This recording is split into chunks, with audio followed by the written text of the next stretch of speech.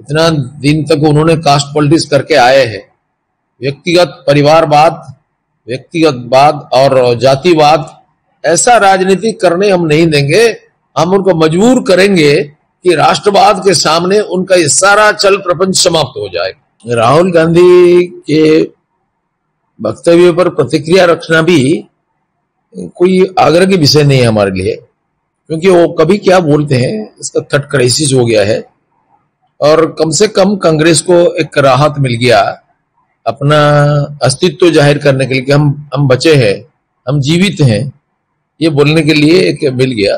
वास्तव में उनका उद्देश्य था क्या 90% लोगों को एक्सक्लूड किया गया। कहां से एक्सक्लूड किया गया?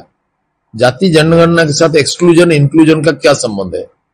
और जातिगत जनगणना को भारतीय जनता पार्टी विरोध किया था। अभी भारतीय जनता पार्टी इसमें मोहर लगाया क्या? भारत सरकार ने मोहर लगाया। वो गवर्नमेंट और पार्टी में कोई अंतर नहीं देखते हैं, क्योंकि उनका पार्टी ही गवर्नमेंट है। India is India, India is India कहने वाले उनके पार्टी में बहुत लोग हैं। हमारे पार्टी में ऐसा नहीं है। हमारा nation first, party second, self last. इसलिए जातिगत जनगणना का उनका मकसद क्या था कि भारत को कास्ट के आधार पर बंटवारा करना। हम इसको नहीं मानते। हम सिर्फ तथ्यों के आधार पर जातिगत जनगणना को स्वीकार किया भारत सरकार ने, इसलिए कि हमको ये फैक्ट्स, जो डाटा हमको अवेलेबल हो जाए, इसलिए। और डाटा अवेलेबल होने पर सरकार बाकी कार्रवाई करेगा। लेकिन हम आज भी चाहते हैं कि समाज में कास्टलेसनेस प्रिवेल करना चाहिए। हम जाति से ऊपर जाना चाहते हैं, ये कास्ट बैरियर को तोड़ना चाहते हैं और राष्ट्र भाव से राष्ट्र को एकजुट करना चाहते हैं, जो कि कांग्रेस के डीएनए में नहीं है। क्योंकि कांग्रेस तो शुरुआत से देश विभाजन किया। आजादी के समय में भारत पाकिस्तान विभाजन कांग्रेस के कारण हुआ और सांप्रदायिक आधार पर हुआ। फिर कश्मीर को विभाजित करके 1/3 ऑफ कश्मीर, आजाद कश्मीर के नाम पर पाकिस्तान के चरण में भेटी दिया कांग्रेस ने। कांग्रेस ने कच्चा तिल्लू को दे दिया, वेरुवादी को दे दिया, 3 बीघा को दे दिया। देश विभाजनकारी शक्ति का दूसरा नाम है कांग्रेस। और दिया क्यों? अपना स्वार्थ के लिए, कोई राष्ट्रीय स्वार्थ के लिए नहीं। लेकिन माननीय मोदी जी के समय में ये देश की एकता के लिए कितना लड़ाई हुआ।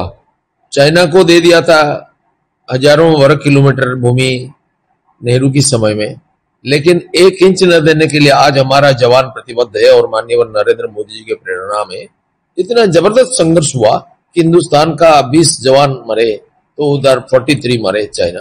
यानी 1:2 रेशियो में सर गिरेगा, ये चाइना को ये बात मालूम हो गया।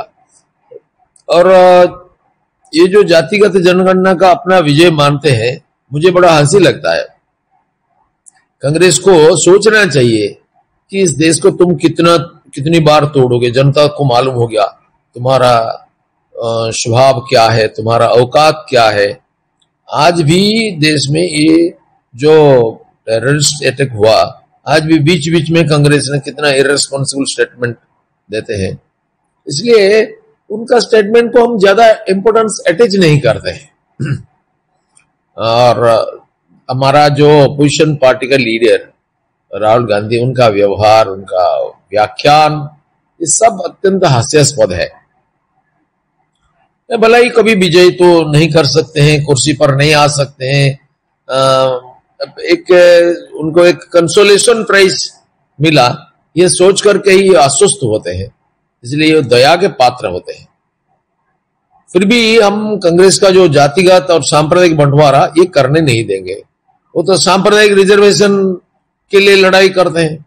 सांप्रदायिक रिजर्वेशन कर भी दिया था कुछ प्रदेशों में, इसको हटाया हमने। ऐसा नहीं हो सकता है। इसलिए उनको जातिगत आधार पर अथवा सांप्रदायिक आधार पर देश विभाजन करने नहीं देंगे।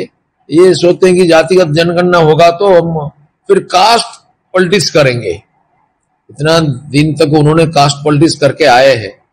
व्यक्तिगत परिवारवाद, व्यक्तिगतवाद और जातिवाद, ऐसा राजनीति करने हम नहीं देंगे। हम उनको मजबूर करेंगे कि राष्ट्रवाद के सामने उनका ये सारा चल प्रपंच समाप्त हो जाएगा। नहीं, this is not an initiation by the state government.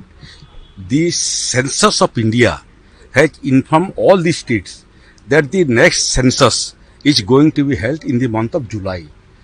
When the census operation is in progress, usually boundary proceedings are all suspended till the census process is completed. It is because when census operation is on, all type of boundary changes for creation of new revenue villages, for creation of new panchayat, for creation of new block, and for that matter of creation of any new political unit, the process is suspended. That is why the additional Chief Secretary Revenue has informed all the collectors and through the collector to all the tahsildars to complete all the pending boundary change proceeding, complete it immediately before the end of July, so that the persons who are interested for boundary changes and are interested for creation of new revenue villages are not deprived of their right because of the census operation. So we have directed all the collectors and trying to the best of our ability to dispose of all such boundary change cases before the commencement of the census operation in India. So within less time, it would be difficult. We are capable of doing bigger things in lesser time.